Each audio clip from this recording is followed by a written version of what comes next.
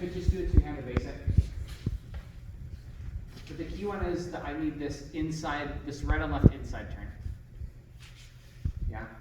I'm going to ask my follow to come through. I'm essentially leading a barrel roll, but I'm not having my hand moving down. The follow is you're moving as if it was a barrel roll. So you're taking a straight line very close to your lead, and you're taking your like second and a half through fifth steps really close together. Coming through.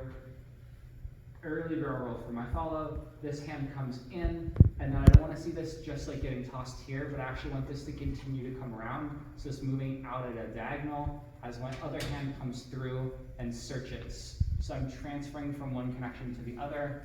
My goal is to eventually come around and find that hip. Follows, I want you to pressure match into that and lead it, and let that be what sends you around and forward. Eventually the leads can send you forward and back. But there's no sort of like forward action that should be anything other than what's sent by the leads. Yeah.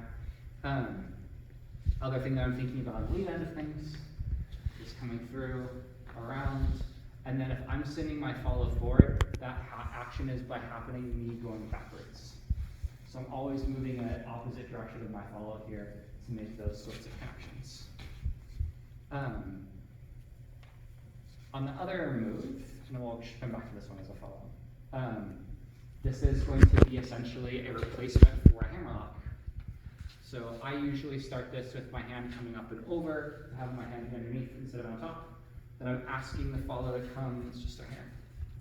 I'm not getting out of the way here because I have a whole turn that I need to do, which means I'm sending this hand out and around just like it's a hammerlock, but most of the way through I drop it.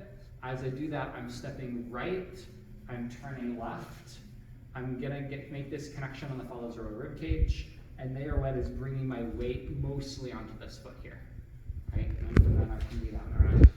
So on the lead end, it's gonna look something like this. Shoot up, connect and come through. On the follow end for both of these, I just have you leave me that first one. Yeah. Really want to focus on making that spot happen where my final destination is. And as I'm coming around here, and I'm getting this connection here, I really want this to be like I'm waiting in place. Yeah. Here my spot is ahead of my body. I'm waiting, and I would just kind of chill out here unless my lead sends me somewhere. So I'm waiting for my lead to send me forward, and I'm waiting for my lead to send me back. Yeah, and again, I have a different connection lower body than I do with my upper. On that second move, as I'm getting this through here, great look of confidence, I love it, thank you. Yeah, as I'm coming through, just like a hammerlock, I want to make sure again that I'm sending my upper body way faster than my lower body. That allows me to see and find what's going on. And even if I have to wait, this foot might impact, but I'm waiting for this connection here before I go back. I don't want this to happen all at once. That's going to pull my lead off their balance. I'm almost always going to go lower into upper, and that allows me to be gradual in the way that I transfer my weight here. Yeah.